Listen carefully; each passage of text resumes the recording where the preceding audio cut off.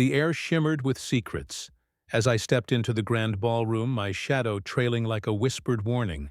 The scent of Ecuadorian roses hung heavy, their petals trembling under the weight of my presence. Crystal chandeliers cast fractured rainbows across marble floors, each gleam a reminder of the fortune I'd poured into this day, my daughter Emily's wedding. I'd built this moment with my own hands, brick by brick, dollar by dollar, just as I'd built my empire from the dust of Spokane's unforgiving earth. But something was wrong.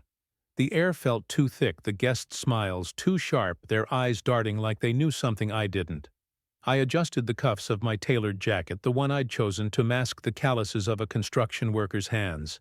In my pocket, a small velvet-lined box held a gift. A locket engraved with a crescent moon and a single star, and a relic from my late wife Sarah's family. It was no ordinary trinket. It pulsed faintly against my fingers, warm as if it carried a heartbeat. Sarah had called it a keeper of truths, a charm that revealed hidden intentions when the time was right. I'd meant to give it to Emily today, a final tether to the love that had defined my life's work. But as I crossed the threshold, a chill snaked down my spine like the room itself was warning me to turn back. "Dad, what are you doing here?" Emily's voice sliced through the hum of elegant chatter, sharp and cold as a winter blade. She stood at the center of the ballroom, her wedding dress a $12,000 masterpiece I'd paid for, shimmering like liquid moonlight. Her green eyes, so like her mother's, held no warmth, only a flicker of something I couldn't name. Disdain, fear, or something darker. Something that made the locket in my pocket burn hotter. "I came to see you, wed sweetheart," I said, my voice steady despite the tightening in my chest. I held up the gift box, its ribbon catching the chandelier's light. "To give you this. To wish you and Michael well." Her groom Michael materialized beside her, his tuxedo sharp as a guillotine, his smile colder than the marble beneath our feet. "Mr. Clark," he said, his tone dripping with condescension, "I'm afraid there's been a misunderstanding."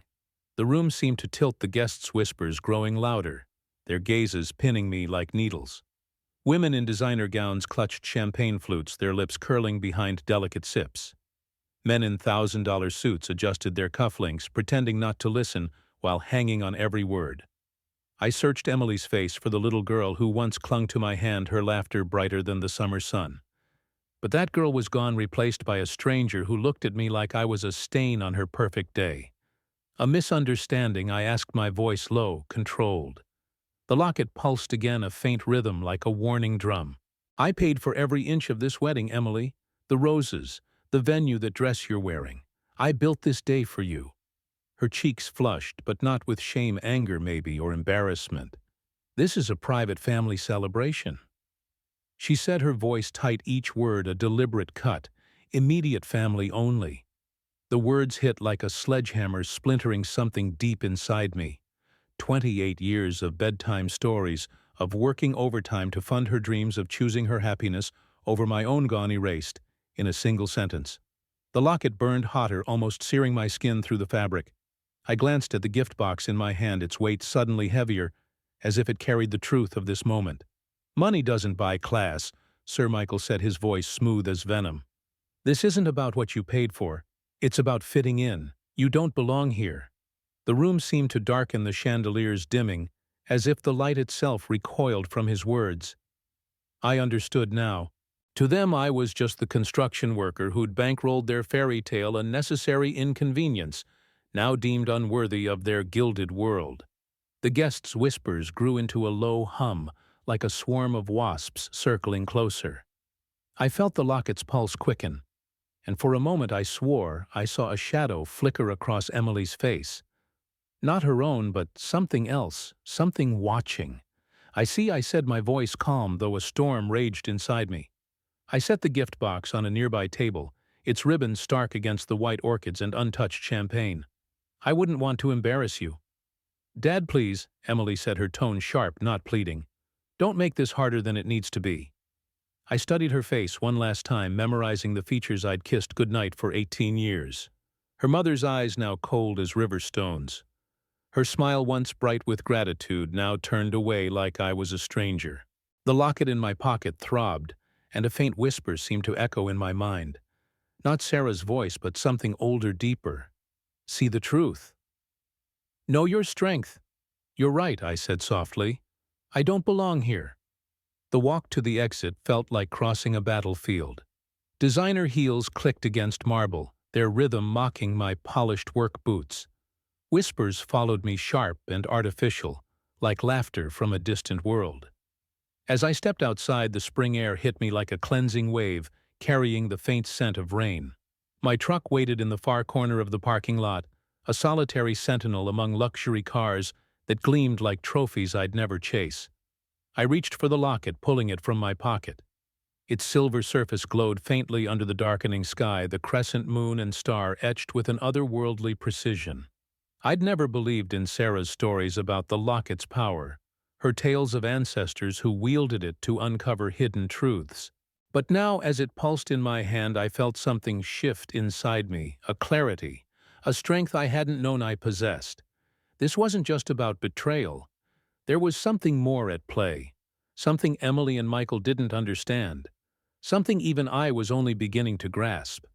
I climbed into my truck, the engine rumbling to life like a beast awakening. The locket rested on the dashboard, its faint glow illuminating the cab. My phone buzzed, a missed call from my lawyer, but I ignored it.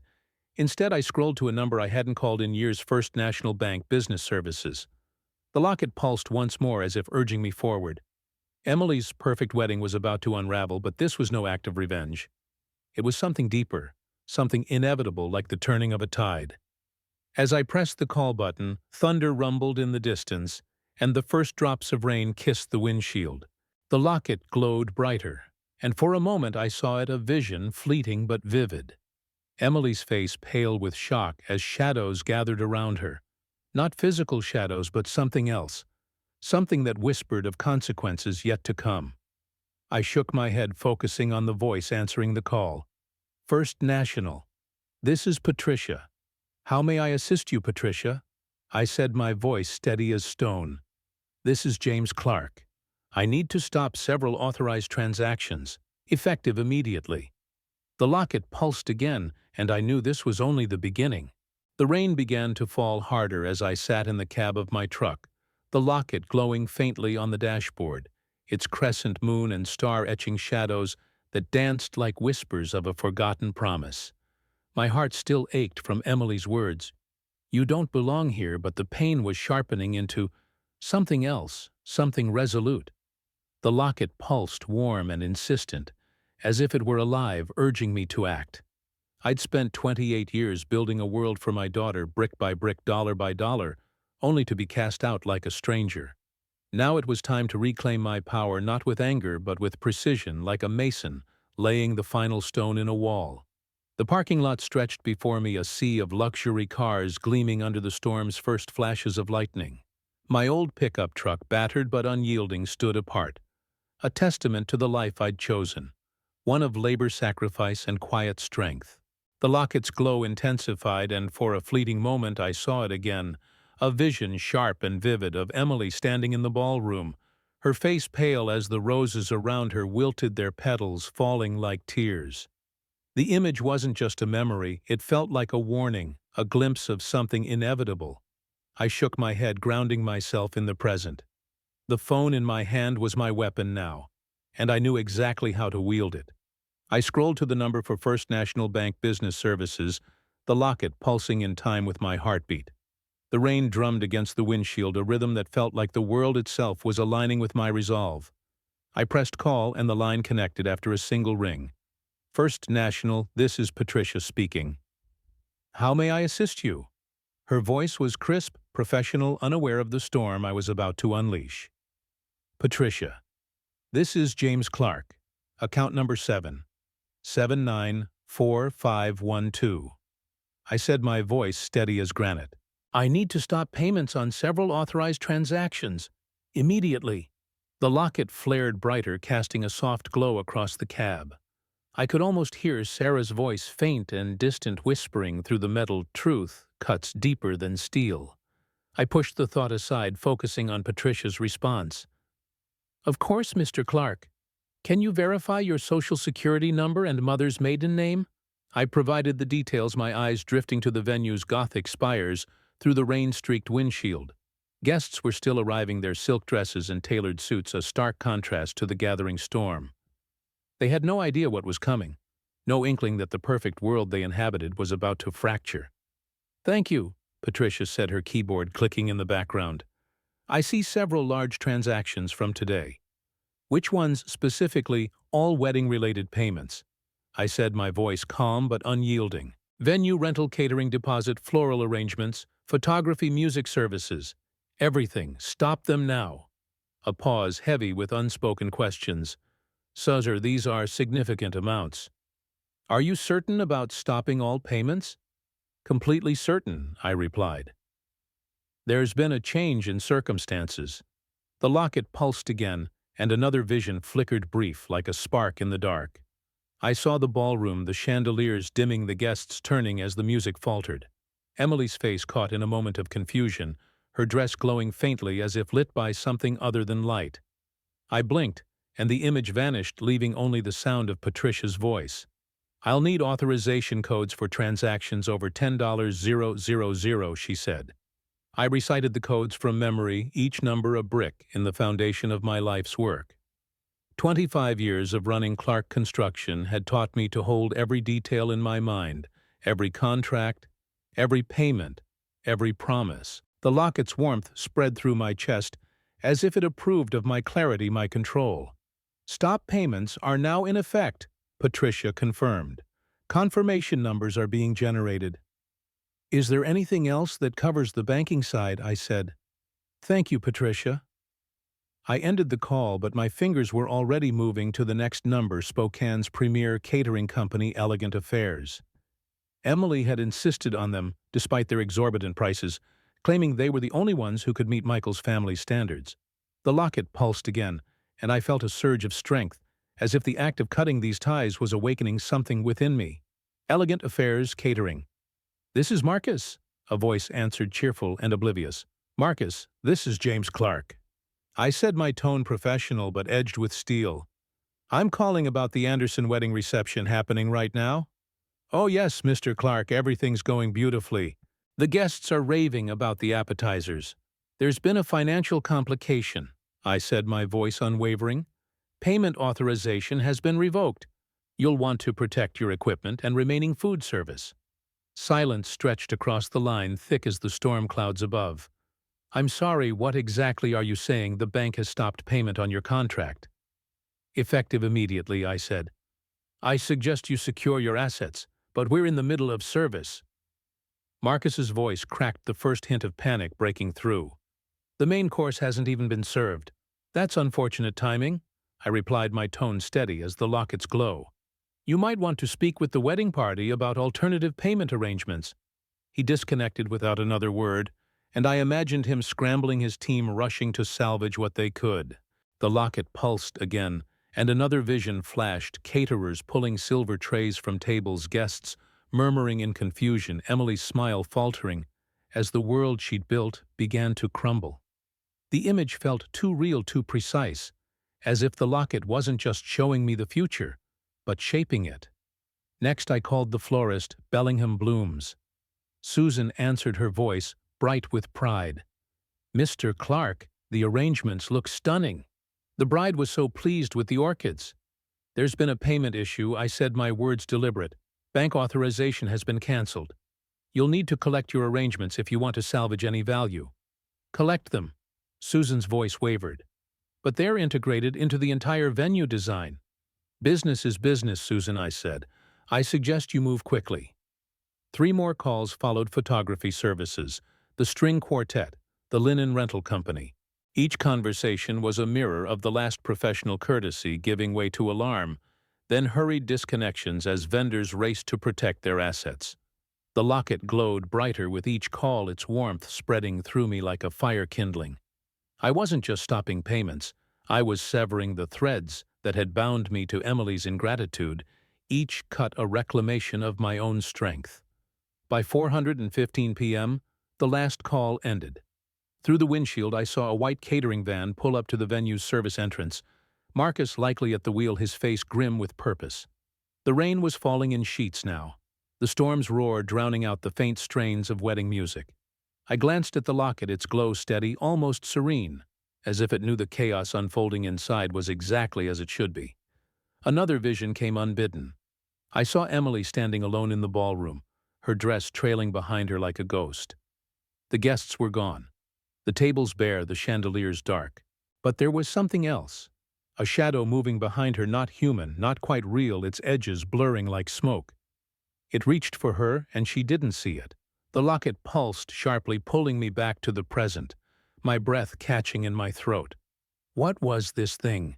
This power in the locket that seemed to know more than I did, that showed me glimpses of a world beyond my own. Sarah had called it a keeper of truths, but it felt like more a guardian, a judge, a force that demanded balance. I'd dismissed her stories as whimsy, but now as the storm raged and the locket glowed, I wondered if I'd been blind to something greater all along. My phone buzzed, Emily's name flashing on the screen. I let it ring, the sound swallowed by the rain. The dashboard clock read 4:20 p.m. As another vehicle arrived, a florist's van, Bellingham blooms painted in elegant script. Susan and her team stepped out carrying empty containers with the efficiency of soldiers reclaiming their ground. Through the venue's tall windows, I caught glimpses of the reception in chaos. Guests standing, glasses untouched, Emily's silhouette pacing near the entrance. The locket pulsed once more, and I felt it, a surge of clarity, of purpose. This wasn't revenge. It was justice, yes, but also something more. A reckoning guided by forces I was only beginning to understand. I started the engine, the truck rumbling like a beast ready to move. As I pulled out of the parking lot, the locket's glow softened as if satisfied with the first step. Emily's perfect wedding was unraveling thread by thread, and I was no longer the man who'd let her take everything. The rain followed me, a curtain of silver closing behind the venue. Emily's calls kept coming, each one more desperate, but I let them ring. The locket knew what I did not yet fully grasp. This was only the beginning, and the truth it guarded was sharper than any blade. The storm raged outside, its thunder rolling like the heartbeat of an ancient beast. I sat in my truck, the locket glowing softly on the dashboard, its crescent moon and star casting faint shadows that seemed to writhe in the dim light. The rain battered the windshield, blurring the silhouette of the venue's Gothic spires, but I could still see it, the chaos unfolding inside.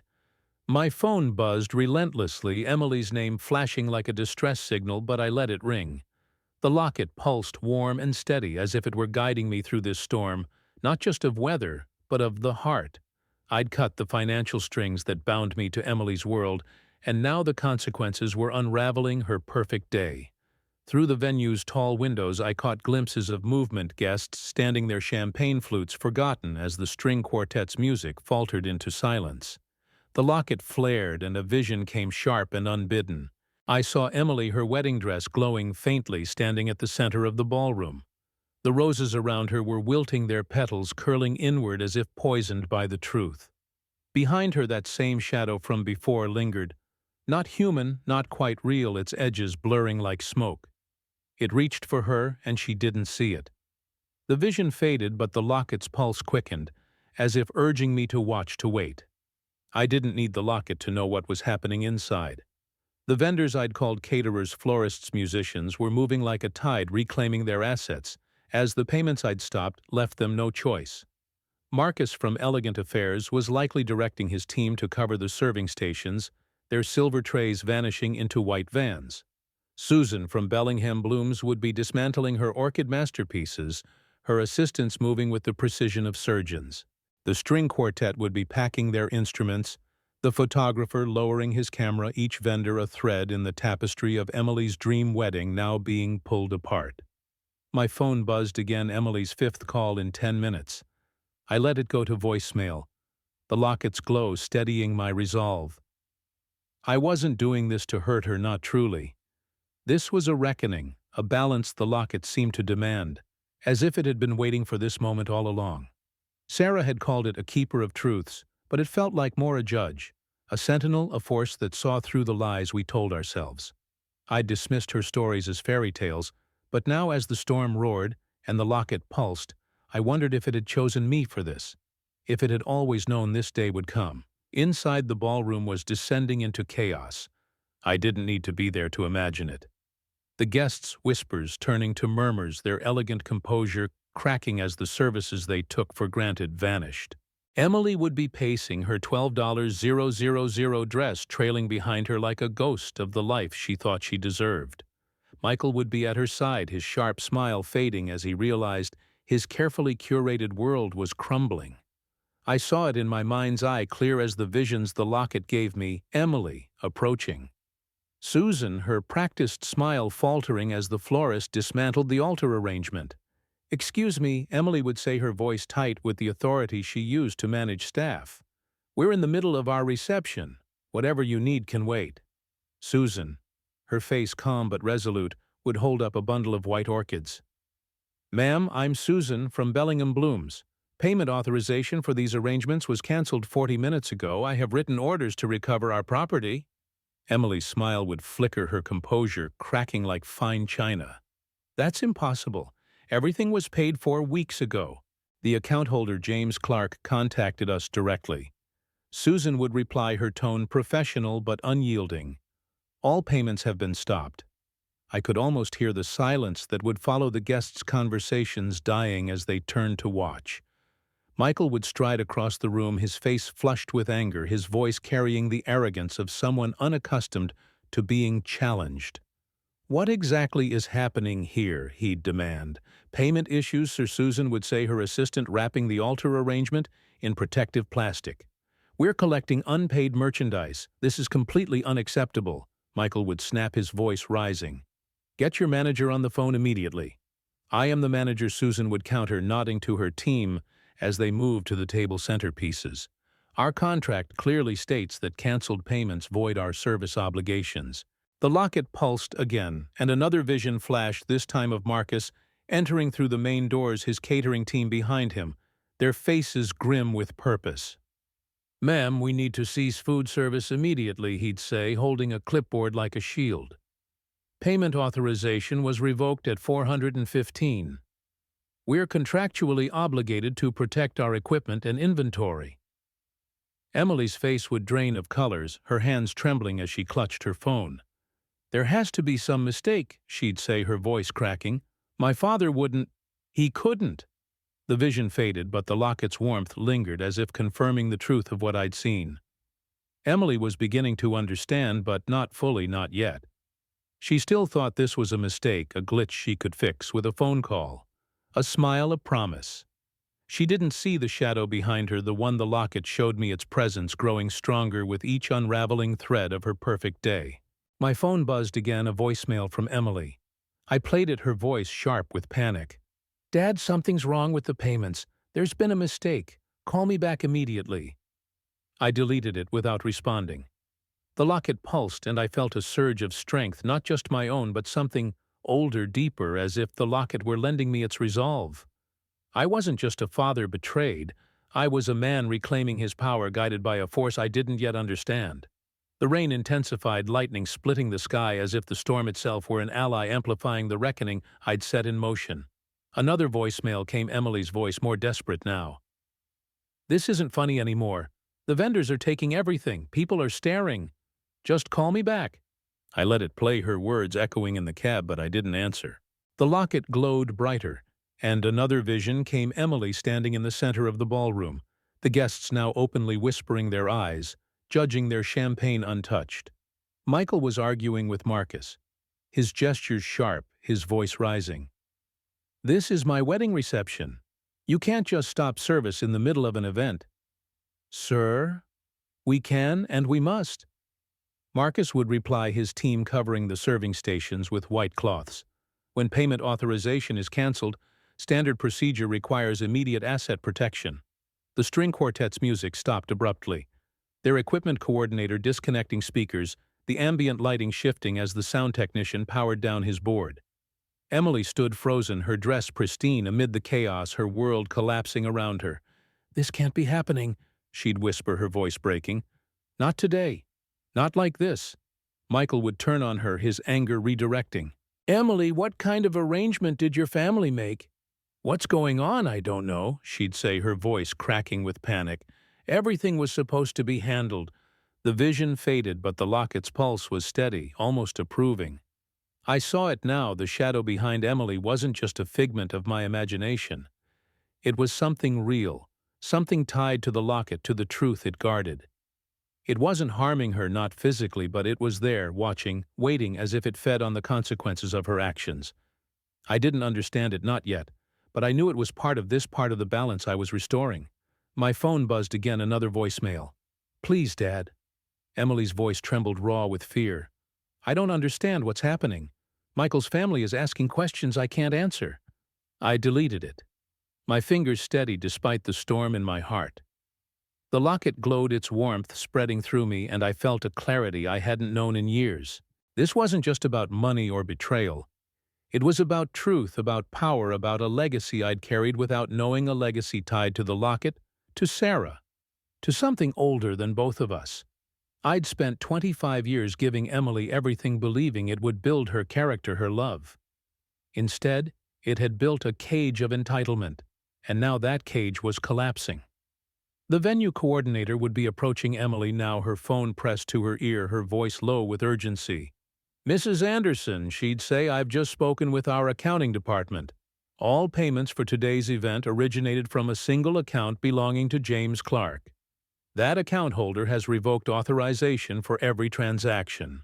Emily's composure would shatter, her phone trembling in her hands as she scrolled to my number. She'd call again, her silhouette visible in the venue doorway, the rain reflecting her desperation. I didn't answer. Not yet. The locket pulsed, and I knew this was the moment it had been waiting.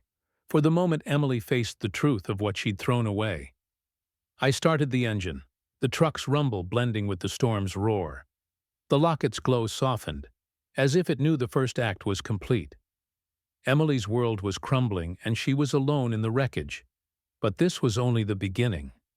The shadow I'd seen, the visions it showed me, they were pieces of a puzzle I didn't yet understand, but I would.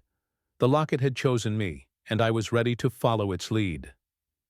As I pulled out of the parking lot, the rain washed the world clean, and the locket's light guided me forward, a beacon in the storm. The rain had softened to a gentle patter by the time I reached home, the locket still warm in my pocket, its glow a quiet companion in the darkness of my truck's cab. I parked in the driveway, the familiar silhouette of my house looming against the Spokane skyline, its lights flickering like distant stars. The storm had passed, but another was brewing inside me, a storm of memory, of loss, of truths I'd buried under years of sacrifice. Emily's voicemails, now 7 in number, sat unanswered on my phone, each one a plea I wasn't ready to hear. The locket pulsed, its rhythm steady, urging me to look back, to understand the weight of what I'd given and what it had cost. I stepped inside the house, silent except for the faint creak of floorboards under my boots. The locket's glow cast soft shadows across the living room, illuminating a photo on the mantel. Emily at 5, her gap-toothed smile bright as she clung to my hand, her mother's green eyes sparkling with trust. Sarah. The locket had been hers, a family heirloom she'd worn until the cancer took her 6 brutal months, that left me alone with a toddler who asked for mommy every dawn and dusk. I'd vowed then to be everything Emily needed to fill the void Sarah left behind. But now, as the locket pulsed, I wondered if I'd built a cage instead of a home.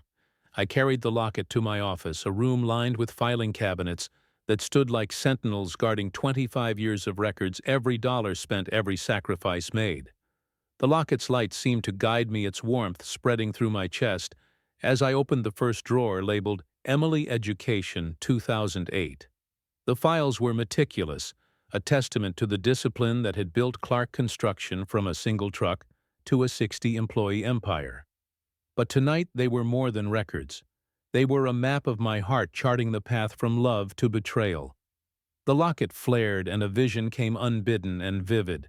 I saw Sarah not as she'd been in her final days, pale and frail, but as she was when we first met, her hair catching the sunlight, the locket gleaming at her throat. "It sees the truth, James," she'd said, her voice soft but certain. "It knows when someone's heart strays from what's right." I'd laughed then, dismissing it as a romantic quirk, but now as the locket pulsed, I saw her again, her eyes holding a warning. "You gave too much love. Now you must take back what's yours." The vision faded, leaving me with the files and a question I couldn't answer. When had Emily stopped being the girl who hugged me? Good night. I pulled out the first folder, Riverside Academy, her private school. The numbers stared back at me. $8,000 a year in 2008, climbing to $12,000 by her graduation. 12 years, $126,000 total, each payment a choice to forego business expansions to tighten my own budget so she could have the best. I remembered her first day at Riverside, her tiny hand in mine as she whispered, "Thank you, Daddy. I'll make you proud." She'd kept that promise then, her straight A's and school plays filling me with a pride that made every sacrifice worth it. The locket pulsed, and another vision came. Emily at 8, beaming after her first school play, her voice bright as she ran to me. "Did you see me, Daddy? I thought about you the whole time." I'd clapped louder than any parent, my calloused hands a contrast to the polished crowd. But the vision shifted, darkening. I saw her at 16, her sweet 16 party, a spectacle that cost more than some people's cars, a BMW in the driveway, professional catering, designer decorations. "Everyone else has BMWs, Dad." She'd said, her voice tinged with disdain as she glanced at her Honda. "This is kind of embarrassing." The locket's glow dimmed as if mourning the shift in her heart. I opened the next folder, Northwestern University, Emily's dream school. The numbers were staggering. $52,000 a year for tuition. $15,000 for room and board. $3,500 for a spring break trip to Cancun. $8,200 for a summer in Italy during her art history phase. She'd called it essential for networking, her voice bright with expectation, never questioning the cost. Each semester brought new demands. Sorority dues, study abroad programs, a business fraternity trip. I'd written the checks believing they were investments in her future, not seeing how they were eroding her gratitude. The locket pulsed, and I saw her in Italy laughing with friends who never knew the man who funded their adventures. Her calls home brief and transactional. "Dad, I need $3,000. It's urgent." The locket's warmth grew sharper, almost painful. And another vision came, this time of myself hunched over my desk, late at night signing checks while Emily's laughter echoed from a phone call. Behind me, a shadow loomed, the same one I'd seen behind Emily in the ballroom. It wasn't menacing, not exactly, but it watched, its presence heavy with judgment. The locket had shown it to me before, and now I wondered, was it tied to her, to me, to the choices we'd made? Sarah had said the locket revealed truths, but what truth was this? That my love had spoiled her, or that something deeper, something ancient was at play? I moved to the transportation folder, the numbers telling their own story. A Honda Civic at $16, $18,000, reliable and safe. Within 6 months, she'd complained everyone else drives BMWs. So I bought her one at 19, a 320i for $28,000, then another at 25, a BMW X3, because Michael's friends drive luxury SUVs. Insurance, maintenance, registration. Hidden costs I'd absorbed without comment, believing a good father provided without question. The locket pulsed, and I saw her driving the X3, her face lit with pride, never once asking what it cost me to give her that life. The personal expenses folder was the heaviest. Its pages a litany of indulgence, $2,800 monthly rent for her Lincoln Park apartment, 3 years of credit card payments when her spending outstripped her allowance, designer clothes, spa treatments, vacations with friends whose parents funded similar lifestyles. The totals climbed like a fever. $410,000 for education. $75,000 for transportation. $125,000 for housing. $180,000 for personal expenses. $147,000 for the wedding. Nearly $1 million spent gradually over 25 years, each expense seeming reasonable in isolation. Private school for her future college. 4 opportunity cars for safety. Clothes for confidence, a wedding for love. But together they told a different story. Emily had never contributed. $1, never held a job longer than 6 months, never asked what her lifestyle cost me. The locket flared, and a vision came sharper than the others. I saw Emily at 12, triumphant after a spelling bee, her voice soft as she hugged me. I thought about you when I was nervous, Daddy. It helped me win. But the scene shifted, and I saw her at 22 introducing me to Michael's parents at a holiday party. This is my father. She'd said, her tone clipped. He owns a small business. Small business. 25 years of building Clark Construction, employing 60 people, funding her princess lifestyle reduced to a dismissive phrase. The shadow was there again behind her, its edges sharper, now its presence heavier. The Lockett's voice, Sarah's voice, or something older whispered, "She took your light. Now you must take it back." I closed the folder, my hands steady despite the ache in my chest. The Lockett's glow softened as if it sensed my resolve hardening. I'd given Emily everything, believing it would build her character, her love. Instead, it had built a woman who saw me as a means to an end, a bank account to fund her ambitions. The Locket pulsed, and I felt it, a strength rising within me, not just my own, but something, borrowed, something ancient tied to the heirloom in my hand. It wasn't just a keepsake. It was a guardian of balance, a force that demanded truth be acknowledged, consequences faced. My phone buzzed again, Emily's 14th call since the wedding's collapse. I played the voicemail, her voice raw with desperation. "Dad, please answer. I've been thinking about what you said. I know I haven't been grateful enough. Michael's family is threatening to leave if we can't explain the financial situation. I need to know what you want from me." I deleted it. The Lockett's warmth steadying me. What I wanted was the daughter who'd hugged me after her spelling bee, who'd seen me as a hero, not a servant. What I needed was for her to understand the weight of what she'd thrown away. The Locket pulsed, and another vision came, Emily alone in the hotel, her wedding dress hanging in the closet like a ghost, her phone glowing with unanswered calls. The shadow was there, closer now, its form more defined, as if it were feeding on her panic, her realization. I didn't know what it was, but I knew it was tied to the Locket, to the truth I was forcing her to face. I opened a photo album, the pages worn from years of quiet reflection. Emily at 8, glowing after her school play. Emily at 12, clutching her spelling bee trophy. Emily at 16, smiling beside her new car. When had she stopped seeing me? When had I become invisible, my sacrifices reduced to expectations? The Locket glowed, and I saw Sarah again, her voice clear now. "You gave her the world, James, but you forgot to teach her its cost. Now the Locket will." I closed the album, my resolve solidifying. The Locket wasn't just showing me the past, it was guiding me toward a future where truth would prevail.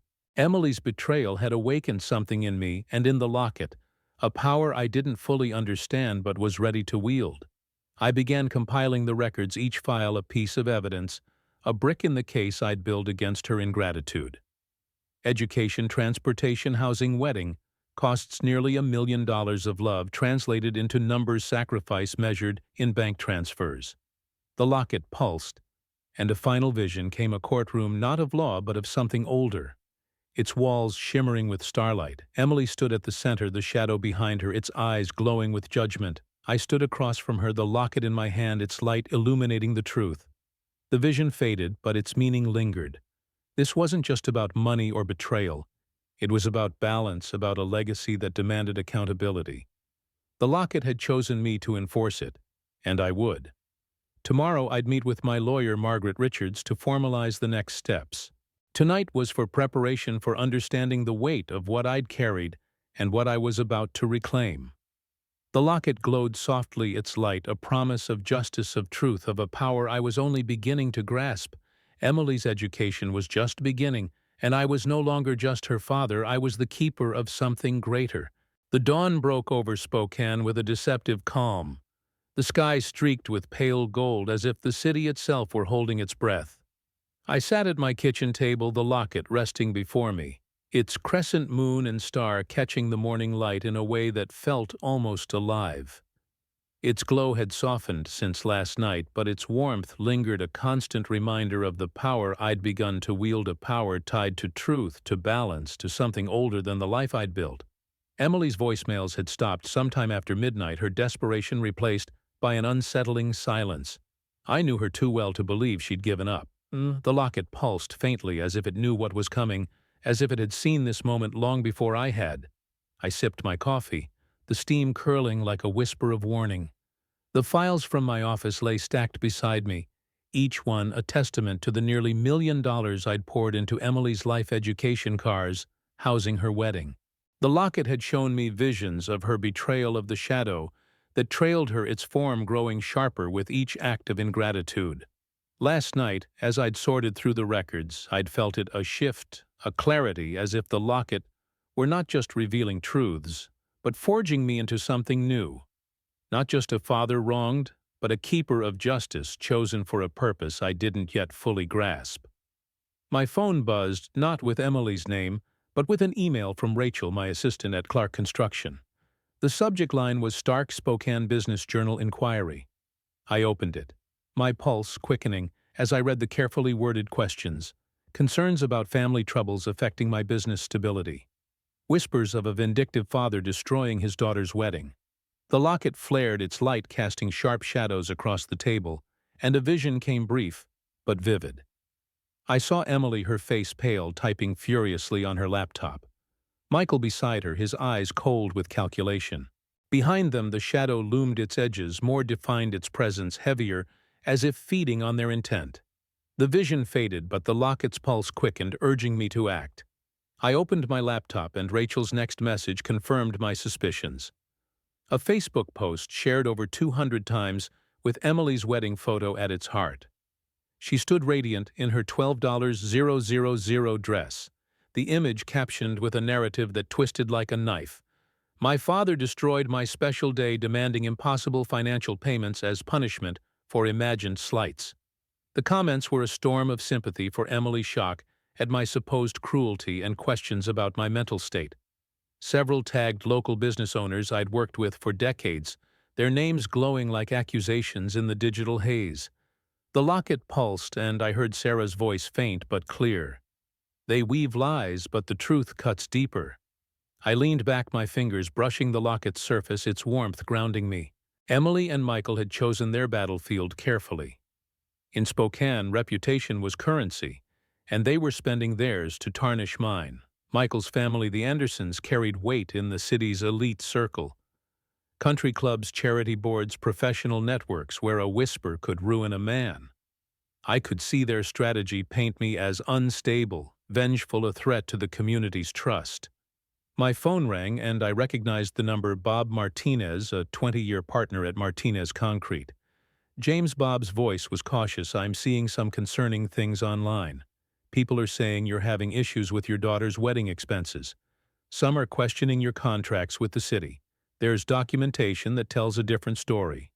Bob, I said, my voice steady despite the anger simmering beneath. You know me. You know my work. I hope so, he said, his tone hesitant. But you know how politics work around here. 3 more calls followed within the hour, each a variation on the same theme. Concern, doubt, carefully worded questions about my stability. The Spokane Rotary Club president asked about my state of mind for upcoming projects. 2 contractors hinted at reevaluating our partnerships. Emily and Michael had moved fast, their lies spreading like wildfire through Spokane's interconnected web of influence. The locket pulsed, and another vision came. Michael at a country club, his voice low as he spoke to men in tailored suits, their nods signaling agreement.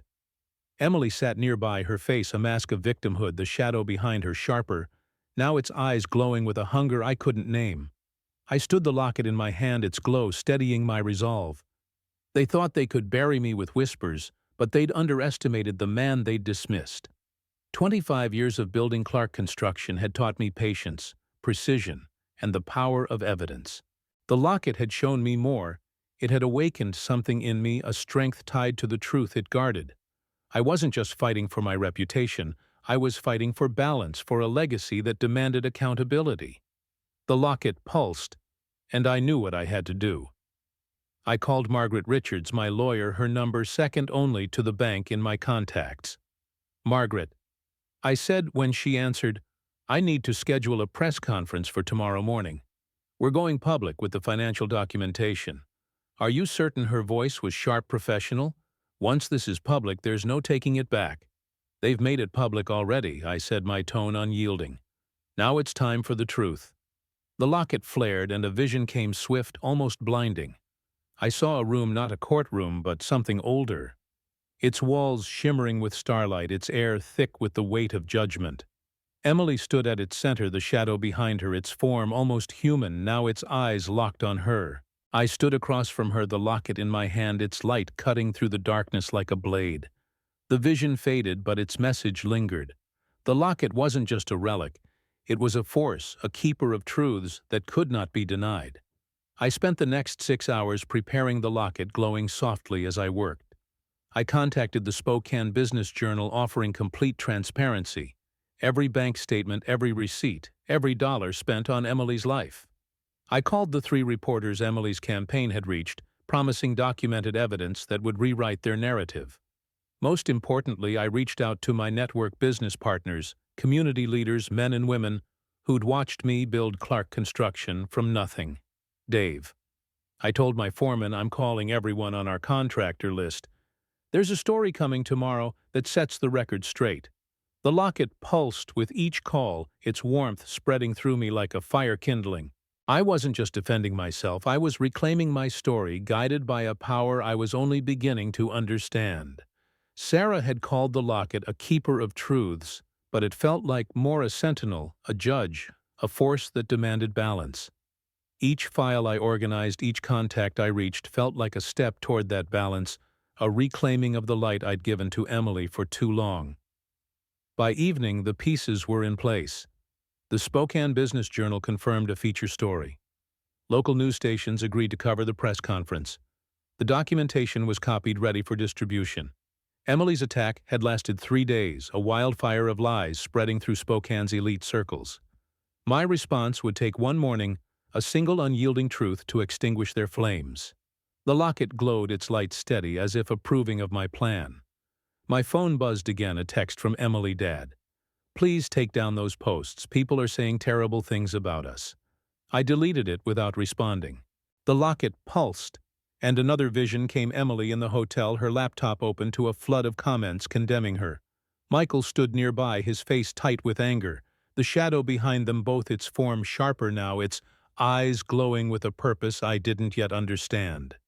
The vision faded, but the locket's warmth lingered, urging me to stay the course. I stood at my office window, the lights of Spokane twinkling in the distance. The city had been my battleground for 25 years, a place where I'd built a life from nothing only to see it dismissed by the daughter I'd raised.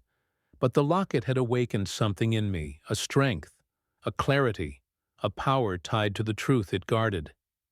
Emily and Michael thought they could destroy me with whispers, but they didn't know the man they were facing. They didn't know the locket, or the legacy it carried.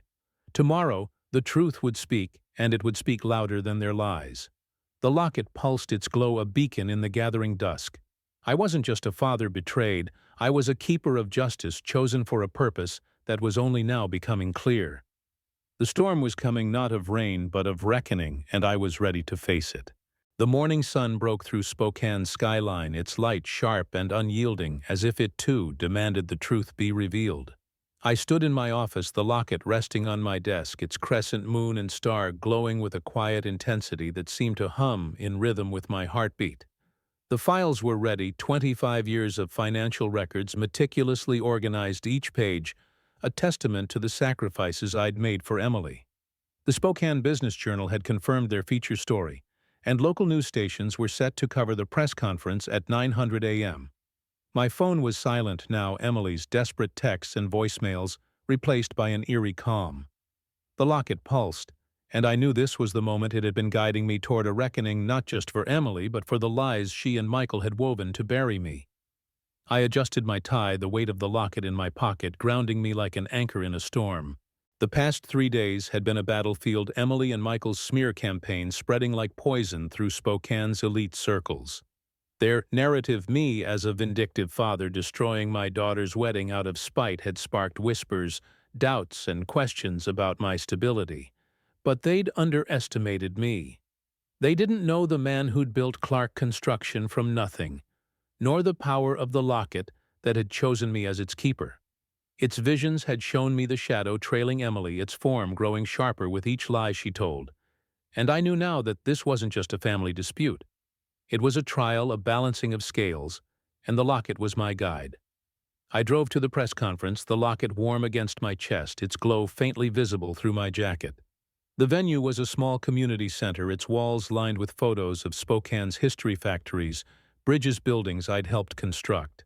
The irony wasn't lost on me. I'd built this city's foundations, yet my own daughter had tried to tear mine down.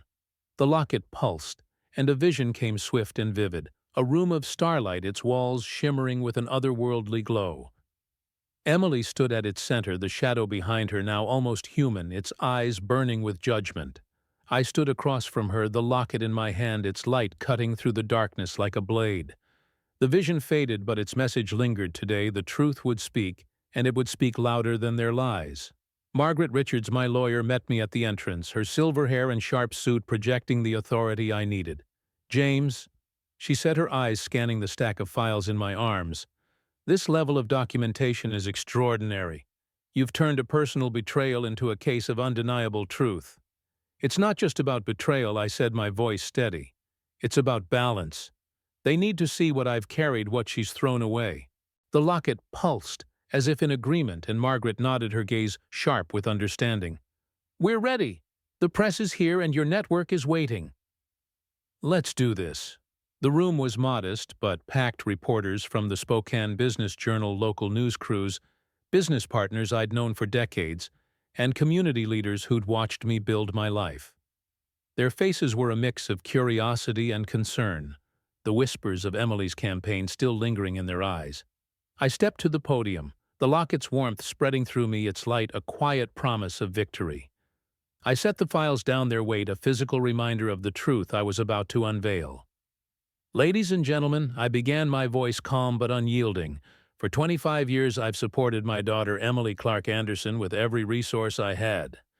I've built a business, a community, and a life to give her everything she needed. 3 days ago she dismissed me from her wedding, a wedding I funded entirely, claiming I didn't belong. Since then, she and her husband have spread lies about my character, my stability, and my intentions. Today, I'm here to set the record straight." The locket flared, and I felt a surge of strength, as if it were lending me its power. I opened the first file, projecting its contents onto a screen behind me. Bank statements, receipts, contracts, all meticulously categorized. This is the truth: $937,000 spent over 25 years. Education: $410,000 for private school and Northwestern University. Transportation: $75,000 for cars and maintenance. Housing: $125,000 for apartments and living expenses. Personal expenses: $180,000 for clothes, vacations, and lifestyle. The wedding: $147,000 for a single day she deemed me unworthy to attend. The room was silent, the weight of the numbers sinking in. I flipped through slides, photos of Emily at her school play, her spelling bee, her college graduation, each matched to a corresponding expense. Every dollar was a choice, I said, my voice steady but laced with pain. A choice to forego my own comfort, my own future, to give her a life most can only dream of. But she never asked what it cost. She never thanked me. And when I stood at her wedding ready to celebrate her, she told me to leave. The locket pulsed, and a vision flashed: Emily in the hotel, her face pale, as she read comments condemning her, the shadow behind her growing larger, its eyes glowing with a hunger I couldn't name. The vision faded, but the locket's warmth urged me on. I distributed copies of the documentation to the reporters, each page a brick in the wall of truth I was building. "This isn't about revenge," I said. "It's about accountability. Emily and her husband have tried to destroy my reputation with lies. These records are my answer." The room erupted in murmurs, reporters scribbling furiously, business partners nodding with renewed respect. Tom Bradley from Bradley Electrical approached me, after his voice low but firm. "James, I had no idea the scope of what you've done for her. My kids are in college and I'm spending maybe $15,000 a year. You spent that every semester." Bob Martinez, who'd questioned me yesterday, called later, his tone heavy with regret. "I owe you an apology, James. Those records, that level of entitlement would break any parent. I'm behind you." The locket glowed, its light softening as if satisfied. By noon the narrative had shifted. Social media, once a weapon against me, now buzzed with screenshots of my bank statements, my receipts, my sacrifices.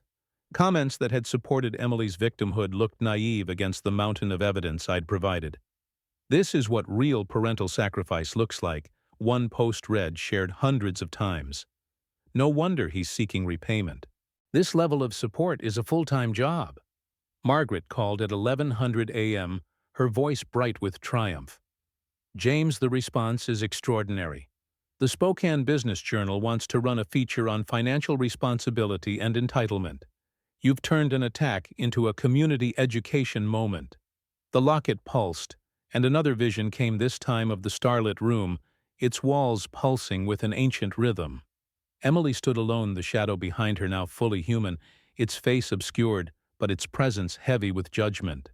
I held the locket, its light illuminating the truth, and the shadow retreated as if cowed by its power. The vision faded, but I understood the locket wasn't just revealing truths, it was enforcing them, balancing scales I hadn't known needed balancing. By afternoon, the tide had turned completely. The Spokane construction community rallied behind me, contractors sharing stories of my work ethic, my integrity. The Rotary Club president issued a public statement supporting my position, and even the mayor's office commented on the importance of financial responsibility in families. Local news stations ran the story as a human interest piece. The evidence making their job easy, they presented the facts, and the public drew its own conclusions. Emily's attack had backfired spectacularly. Her portrayal of victimhood couldn't survive the weight of my documentation. The Anderson family's credibility, once a weapon, now worked against them. Their social circle saw the truth. They'd welcomed entitled liars into their network, and the backlash was swift. Michael's family connections, so carefully leveraged to spread lies, now exposed their own flaws. My phone buzzed with a text from Emily. "Dad, please take down those financial records. People are saying terrible things about us." I deleted it. The locket's warmth steadying me. The shadow I'd seen in my visions, was it her guilt, her lies, or something more? The locket knew, and it was guiding me toward a truth she wasn't ready to face. I stood at my office window, the city's lights twinkling below. The locket glowed softly in my hand, its light a promise of justice, of balance. Emily and Michael had thought they could bury me, but they didn't know the man they'd dismissed. They didn't know the locket, or the power it held, a power that had chosen me, that had awakened something within me. I wasn't just a father betrayed. I was a keeper of truths, a sentinel of balance, and this was only the beginning. The locket pulsed, and a final vision came: Emily alone in the hotel, her wedding dress a ghost in the closet, the shadow behind her whispering words I couldn't hear. She was learning slowly what it meant to face the truth. And I, guided by the locket, was ready to see this through. The city of Spokane glittered below my office window, its lights a mosaic of lives continuing, unaware of the storm that had just broken over my daughter's world. The locket rested in my hand, its crescent moon and star glowing softly, its warmth a steady pulse that seemed to echo the rhythm of truth itself. The press conference had done its work. My financial records, laid bare for all to see, had shifted the narrative overnight. Emily and Michael's lies, once a wildfire tearing through my reputation, had been extinguished by the weight of evidence. $937,000 of sacrifices documented in cold, hard numbers. But the locket pulsed, and I knew this wasn't the end. Something deeper was unfolding, something tied to the shadow I'd seen in my visions, a force that demanded not just justice, but understanding. My phone had been silent since the press conference, Emily's frantic texts and voicemails replaced by an unsettling void. The locket flared, and a vision came, sharp and vivid: Emily alone in the hotel suite, her wedding dress draped over a chair like a ghost of her former dreams. The shadow stood behind her, its form now fully human, its face still obscured, but its eyes glowing with a quiet intensity. It didn't touch her, but its presence was heavy, as if it were waiting for her to see it, to acknowledge the truth it carried. The vision faded, but the locket's warmth lingered, urging me to wait, to let the scales balance themselves. I didn't need the locket to know what was happening. The news had spread like a tidal wave through Spokane's elite circles. Social media, once Emily's weapon, now turned against her, with comments dissecting her entitlement, her ingratitude, her betrayal. The Anderson family, Michael's wealthy kin, were the first to act. Their reputation, built on carefully curated connections, couldn't withstand the scrutiny of aligning with a woman who'd dismissed her father's sacrifices. I'd heard through a mutual contact that Michael's mother, Eleanor Anderson, had called an emergency family meeting, her voice sharp with indignation. "We can't be associated with this scandal. It's damaging our standing." By noon, the news reached me through Rachel, my assistant. "James," she said over the phone, her voice a mix of shock and satisfaction, "Michael's family has cut ties with Emily. They're saying she misrepresented her financial situation, that she's a liability. Michael left her at the hotel this morning." The locket pulsed, and I felt a pang not of triumph but of something heavier, something closer to sorrow. Emily had built her world on the assumption that my support would never waver, that Michael's family would embrace her as one of their own. Now both foundations had crumbled. I could imagine her in that hotel suite, her phone silent, her designer luggage packed with nowhere to go. The locket flared again, and another vision came: Emily sitting on the edge of the bed, her face buried in her hands, the shadow behind her whispering words I couldn't hear. Its eyes glowed brighter, as if feeding on her despair, but it didn't move closer. It was waiting just as I was. I drove to the community center where I'd held the press conference, needing the space to think. The locket's warmth spread through my chest, its glow casting faint shadows on the dashboard. I'd spent 25 years giving Emily everything: private schools, college, cars, a wedding, believing it would secure her happiness. But the locket had shown me the truth. My love had built a cage, not a foundation, and her betrayal had forced me to break it open. The shadow in my visions, was it her guilt, her lies, or something older tied to the locket's power? Sarah had called it a keeper of truths, but it felt like more a guardian of balance, a force that demanded accountability from those who strayed. My phone buzzed, a call from an unfamiliar number. I answered, expecting another reporter, but it was Emily, her voice raw and trembling. "Dad," she said, the word breaking like glass. "Michael's gone. His family. They told him to leave me. They said I'm a liability, that I lied about everything." I stayed silent, the locket pulsing in my pocket, its warmth steadying me. I could hear her breathing, quick and uneven, the sound of a woman facing the wreckage of her choices. "I'm alone," she whispered. "The hotel bill is due, and I have nothing. My friends won't answer my calls. Nobody will help me." The locket flared, and a vision came: Emily standing in the hotel lobby, her suitcase at her feet, the shadow behind her now so close, its edges blurred with her own. Its eyes glowed with a quiet sorrow, as if it pitied her but could not intervene. The vision faded, and I spoke, my voice calm but firm. "You made choices, Emily. You chose to dismiss me, to lie about me, to build a life on what I gave you without a single thank you. I know," she said, her voice breaking, "I was wrong. I didn't see it then, but I see it now. I thought Michael's family would be my future, that I didn't need you anymore." The locket pulsed, and I felt it, a surge of strength, not just mine, but something older, something tied to the locket's power. "You thought I was just a bank account?" I said, the words heavy but necessary. "But I'm your father, Emily. I gave you everything, and you threw it away." She sobbed, the sound raw and unguarded. "I don't know how to fix this. I have nothing left." The locket glowed, and another vision came: the starlit room from my earlier visions, its walls shimmering with an ancient light. Emily stood at its center, the shadow beside her, its form now clear, a figure cloaked in darkness, its eyes holding not anger but expectation. I stood across from her, the locket in my hand, its light illuminating the space between us. The shadow spoke, its voice a whisper that echoed in my mind. She must see the cost. She must bear the weight. The vision faded, but its meaning lingered.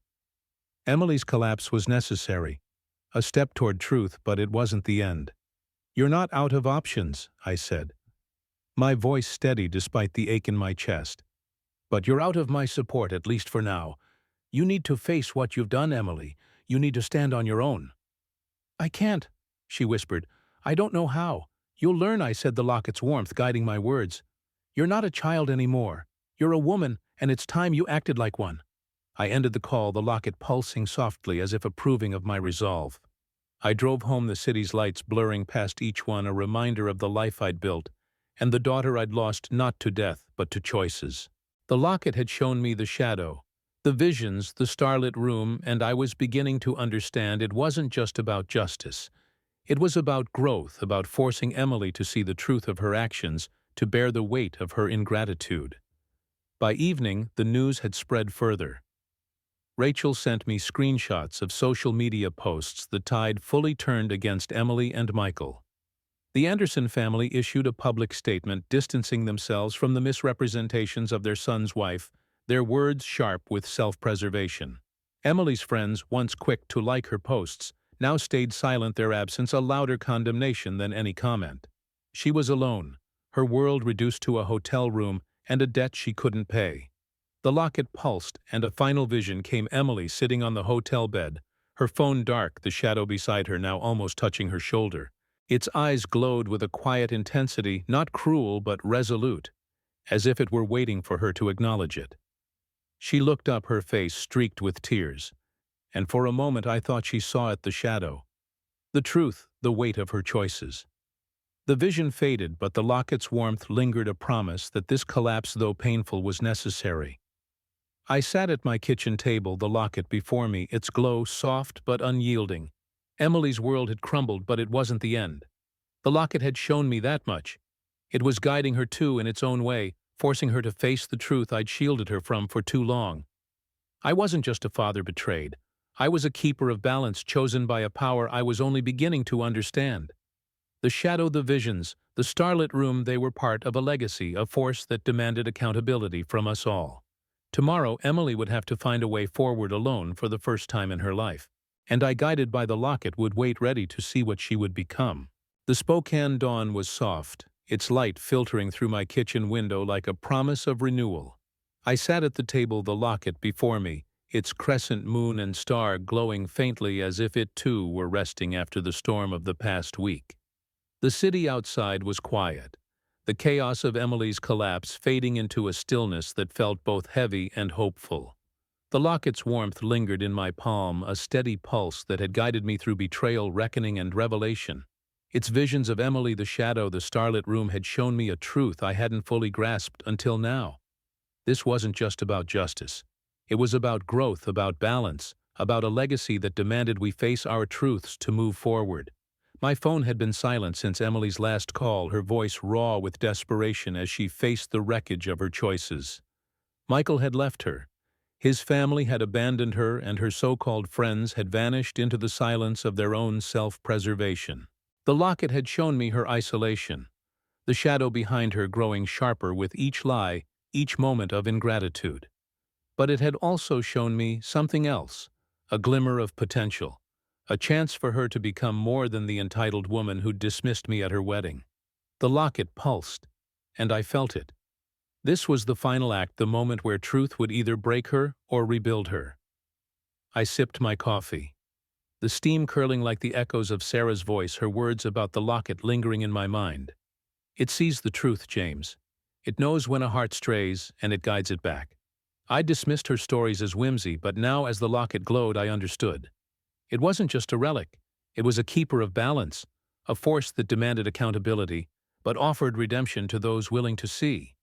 Emily had fallen, her world stripped bare, but the locket seemed to believe she could rise again. And so I waited. At 8:47 a.m., my phone buzzed, Emily's name flashing on the screen. I let it ring twice, the locket pulsing softly before answering. "Emily," I said, my voice calm but firm, the weight of the past week heavy in my chest. "Dad?" she said, her voice trembling, not with panic but with something deeper, sorrow perhaps, or surrender. I need to talk to you. Not to ask for money or to fix anything, I need you to hear me." The locket flared its glow, casting faint shadows across the table, and a vision came swift and vivid: Emily in the hotel room. Her suitcase packed but untouched, the shadow behind her now standing at her side, its eyes no longer hungry but watchful, as if waiting for her words. The vision faded, but the locket's warmth urged me to listen. "I'm here," I said. "Speak." She took a shaky breath, and when she spoke, her voice was raw, stripped of the entitlement I'd heard for years. "I was wrong, Dad, about everything. I treated you like you were just there to pay for my life, like you didn't matter. I was so caught up in Michael and his family and their world that I forgot who you are, who you've always been." The locket pulsed, its light softening as if it recognized the shift in her heart. I stayed silent, letting her words fill the space between us. "When you stopped the payments," she continued, "I was angry. I thought you were punishing me. But then I saw the news, the records, everything you've done for me, school cars, the wedding. Almost $1 million, Dad. I never asked what it cost you. I never said thank you." Her voice broke, and I heard her sob, the sound raw and unguarded. The locket flared again, and another vision came, the starlit room, its walls shimmering with an ancient light. Emily stood at its center, the shadow beside her, its form less menacing now, its eyes holding a quiet expectation. I stood across from her, the locket in my hand, its light illuminating the space between us. The shadow spoke, its voice a whisper in my mind. "She sees now. Let her prove it." The vision faded, and I felt a surge of clarity, not just from the locket, but from within. "I'm sorry," Emily said, her voice barely above a whisper. "I was selfish, cruel, ungrateful. I hurt you, and I hurt myself. Michael's gone, my friends are gone, and I don't blame them, I don't blame you. I want to be better. I want to be someone you can be proud of again." The locket glowed, its warmth spreading through me like a tide of hope. I remembered the little girl who'd hugged me after her spelling bee, who'd seen me as her hero. That girl was still there, buried under years of entitlement, and now she was reaching out, asking for a chance to return. But the locket's pulse reminded me redemption wasn't a gift to be given lightly. It had to be earned. "Emily," I said, my voice steady but softer, "now I hear you. I believe you want to change. But words aren't enough. You've lived your whole life on what I provided, never standing on your own. If you want to be better, you have to prove it, not to me, but to yourself." "I know," she said, her voice trembling but resolute. "I've been looking for jobs. I applied to 3 today, administrative work, nothing fancy, but it's a start. I want to pay my own way, Dad. I want to learn what it means to work for something." The locket pulsed, its glow brightening as if approving of her intent. I felt a weight lift, not completely, but enough to let me breathe. "That's a good start," I said. "But you're in a hotel with a bill you can't pay. You're not out of the woods yet." "I know," she said, her voice small. "The hotel bill is due tomorrow, and I don't have the money. I'm not asking for a handout, Dad. I don't know what to do." The locket flared, and a final vision came, Emily standing in the starlit room, the shadow now behind her but fainter, its eyes no longer glowing with judgment, but with something closer to hope. I held the locket, its light steady, and the shadow nodded, as if acknowledging her first step toward balance. The vision faded, and I knew what I had to do, not out of obligation, but out of love tempered by the locket's truth. "I'll help you one last time," I said, my voice firm but not unkind. "I'll transfer $1,000 to cover the hotel and food for a week. But there are conditions, Emily. You have 2 weeks to find a job, any job, no excuses. You won't ask for money for 6 months, and if we're going to rebuild anything, it starts with respect, not entitlement. Do you understand?" "Yes," she said, her voice steady now, a spark of determination breaking through. "I understand. I'll do it, Dad. I'll prove I can change." The locket glowed softly, its warmth a quiet affirmation. I made the transfer, the numbers appearing on my phone screen with a finality that felt like closure. "1 week, Emily," I said. "Then it's on you." "I won't let you down," she said. And for the first time in years I believed her, not because of her words, but because of the locket's light, which seemed to see her heart as clearly as it saw mine. I ended the call and stood, the locket in my hand, its glow fading to a gentle shimmer. I walked to the window, Spokane's skyline stretching before me, its lights a testament to the life I'd built and the daughter I'd nearly lost. The locket had guided me through this storm, its visions showing me the shadow of Emily's guilt, the starlit room of judgment, the truth that demanded balance. But it had also shown me hope, a chance for her to rebuild, to become the woman I'd always believed she could be. I opened the locket, its clasp giving way with a soft click. Inside was a tiny photo of Sarah, her smile as bright as the day we'd met. "You were right," I whispered, my voice thick with emotion. "It sees the truth. It guides us back." The locket pulsed one last time, its light dimming as if its work was done. Emily had 21 days to prove herself, a lifetime to rebuild what she'd lost. And I, the keeper of the locket's truth, would watch not as a bank account, but as a father ready to love her again if she could meet me halfway. The city outside glowed with possibility, and for the first time in years I felt at peace.